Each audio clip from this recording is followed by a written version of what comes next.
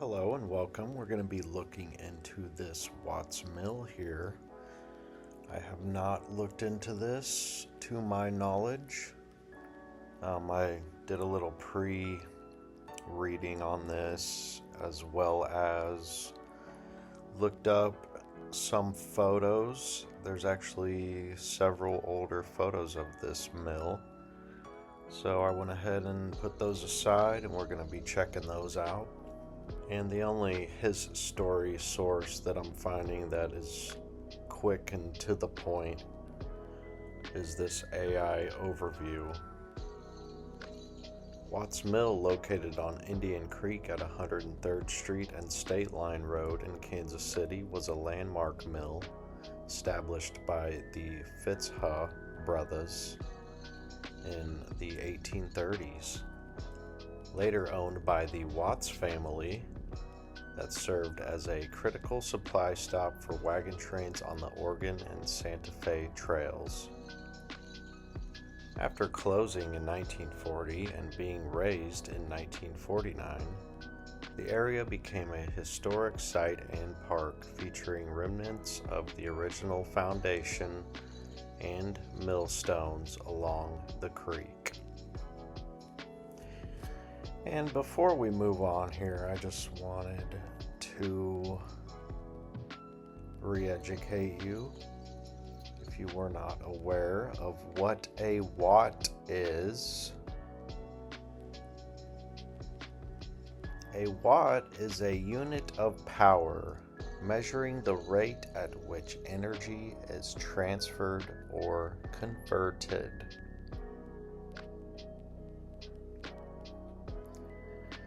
Now, do you think it's a coincidence that this Watt family, well, we haven't quite got there yet, but this Watt family acquired this mill? We're going to go ahead and start with the early HissStory here.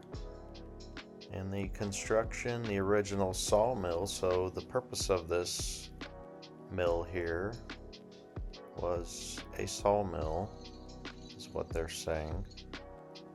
The original sawmill was built by John and George Fitzhugh. Some sources say 1832 to 1833 on Indian Creek. Then the purpose, it functioned as a sawmill and was later converted to a grits mill, providing lumber, flour, and cornmeal for pioneers. A community hub, the mill and its surrounding small settlement known as Dallas, Missouri, became a popular gathering spot for settlers and traders heading west. And then we get into the Watts family here. In 1849, Anthony Watts bought the mill, transitioning it into a grits mill. His son, Stibbins Watts, took over operations, running the mill for over 60 years. Watts Mill played a vital role in westward expansion, with many wagon trains stopping to grind their grain before embarking on their journeys. And as mentioned previously, the mill closed in 1940 and the structure was razed in 1949 to aid the WAS effort, with the land remaining vacant for decades. The community later worked to preserve the site. The Native Sons of Kansas City erected a marker in the late 1970s, and the original millstones and parts of the foundation are still visible along Indian Creek. In the 1970s, the land was donated to Kansas City, leading to the creation of Watts Mill Park, a place where visitors can see historic remnants and human fecal matter. And I added that last part. Let's see what this Watts family is all about here. We are on the Martin City South KC Telegraph. History of scenic Watts Mill includes wagon trains, a fiddler, dances along the creek, and blah blah too. I didn't really want to get into the soap opera that will be fed to us as far as the Watts family is concerned. I wanted to look at a photograph of them. Here's a photo of the mill, which is actually one that I have in the chamber here that I was going to show you guys.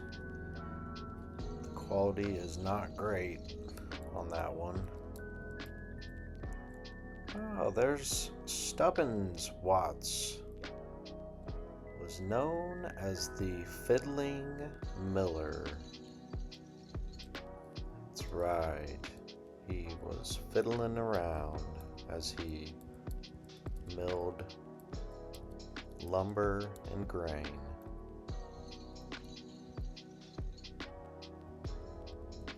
And there's the little remnants that we looked at on the boots on the ground. I saw another. So this Stubbins here, I just read it, but he's the son of Anthony Watts, which he acquired the mill and took it over. But found this other article on the Martin City and South KC Telegraph here from July 2022.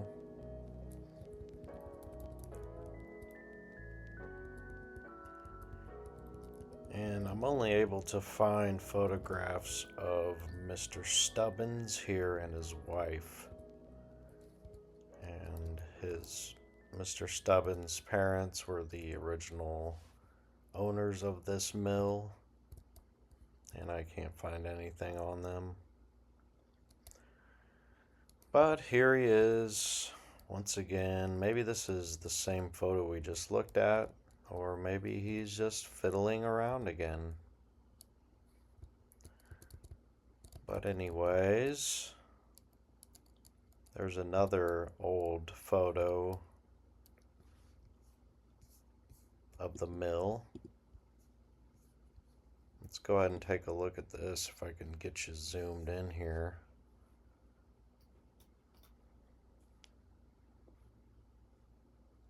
I mean, look at this mill here. Of course, there's no date.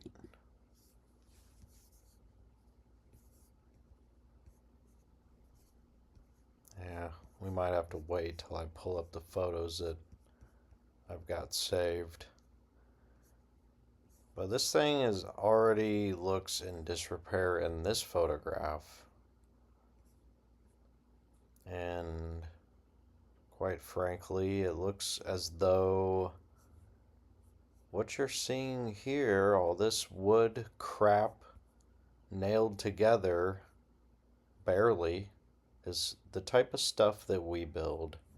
And it looks to be built upon ruins. One more little article here, because I'm bored and have nobody else to talk to about this stuff. So I'm going to look at this Historical Society of New Santa Fe. Looks like even more of this ancient looking foundation or wall going on here.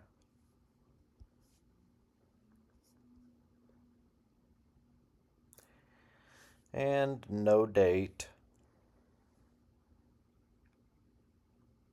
Looks like we've got a vehicle up here. Maybe two. Looking like Model T-esque. And a structure back here also looks like. And they had a homestead on this site somewhere. I was thinking it was more back over here. but that's kind of working for me. I think that's the extent of the zoom here. But what's really going on with this thing?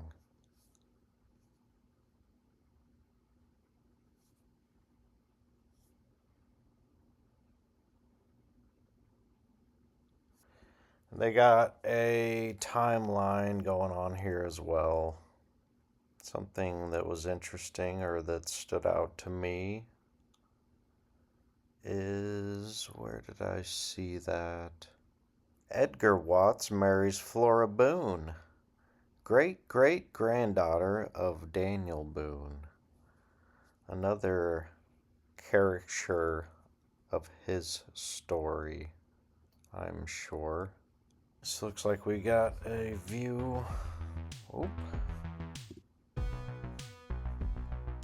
inside the mill here, possibly. What are we doing? Sifting some grains or something into a bag? Not really sure, but this construction here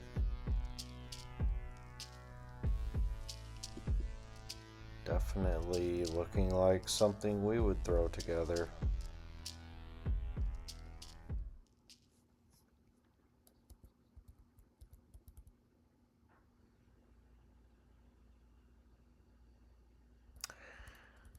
And if I didn't make it clear earlier, of course, this land was donated to the city. Alright, and just a little warning here. These are, or most of these are pretty poor quality. And we're going to see some discrepancies here as far as the shaping of the land and removal of walls, etc. But here we've got an older photograph. It says built in 1832. And somebody took a match to part of this, apparently. The other information that was probably viable. Alright, I switched these over to the preview. Hopefully can get a little better view here. I mean, this thing's falling apart right here. What is going on? Oh, it says 1906 down here. I'm going to assume that most of these are in the early 1900s.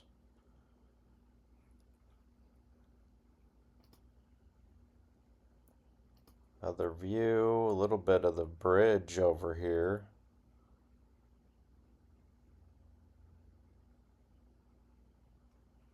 Looks like the wall's been removed on this one side in this photograph as well. You can't see it there, I don't think. Yeah, it's definitely gone here, and there's a little addition over here, if you could call it that. I mean, these are quite the shacks we got going on here. I think what we have is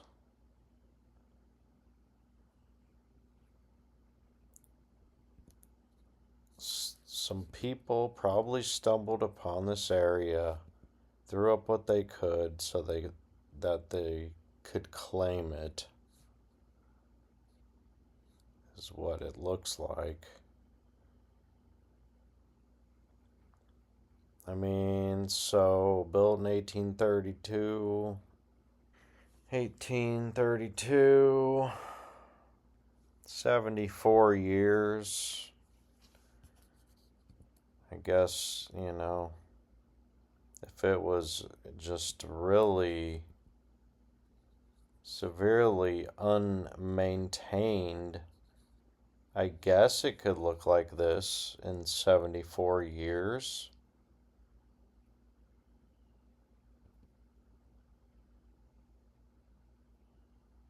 I don't know. My home's almost 100 years old and it's pretty good shape.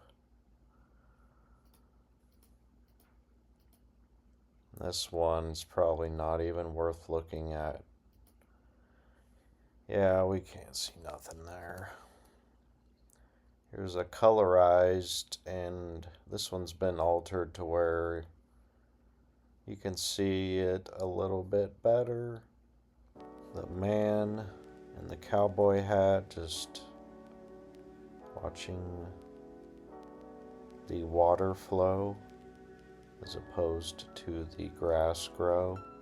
A little bit of this wall is still remaining here. Looks like a corner, outside corner. And the foundation looking like a bunch of meatballs stacked together. And this shows it in an even more dilapidated state. Also a very poor quality photo. This one looks like there's possibly 2 additions to this main janky structure here. If you can see, that is terrible, but let's move on to this one here. Still trying to learn how to navigate. Yeah, so there's a wall that they tore down. Where was that? Right here, this photograph. So this is probably the older of all of these photographs. It still has a lot of this wall remaining. I probably should have started with this one. I tried to be organized, but didn't really work out. That's okay. Oop. Hold on. So we got a wall on both sides of this. On top of this melt.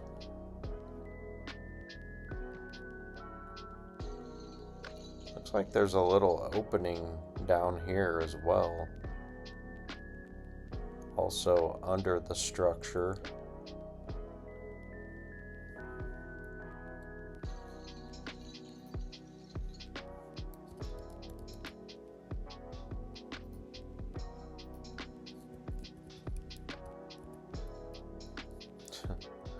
How pixelated. I feel like I'm looking at a NES video game.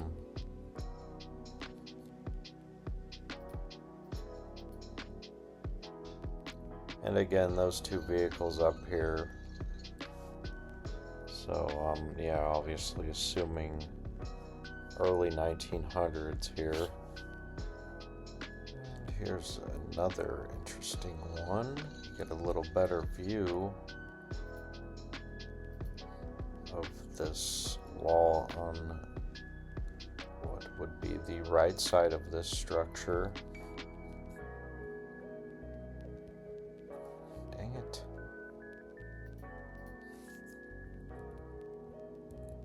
I mean, look at this thing. How did it get this bad so fast? What is going on here?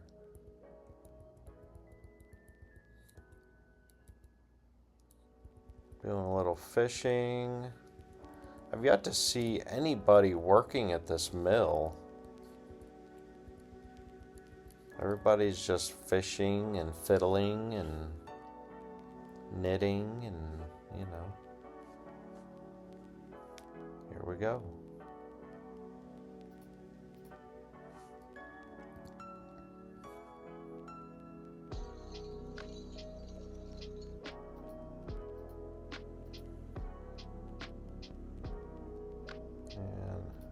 Another, what would be a pretty good one of this wall over here, and there's some vehicles parked back here as well. It's like the same 2 we saw in the other photo. Anyway, sorry for the poor quality of these. And we get to our final one here, where the structure is mostly removed except for the remaining bits of foundation. Makes me wonder,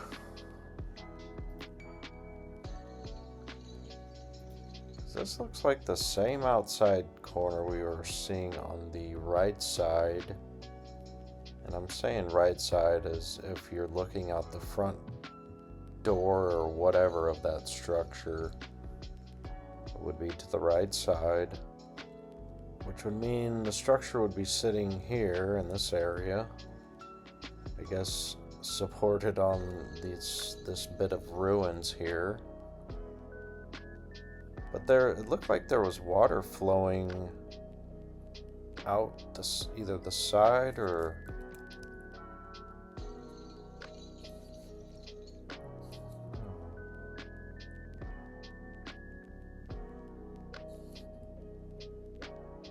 yeah, kind of out of the side of it here.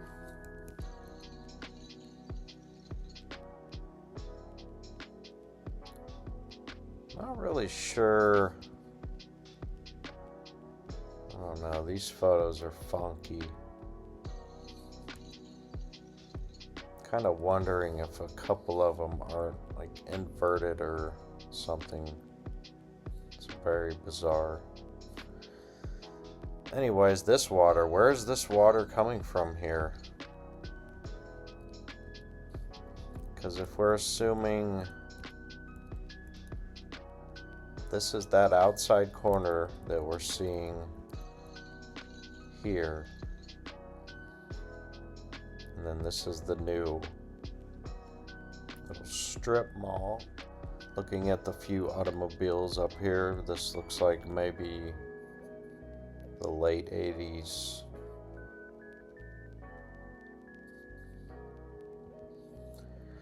But anyways, I thought that those were interesting to look at.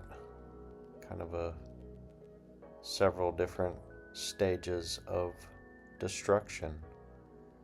But I appreciate everybody's time, and thanks again for watching.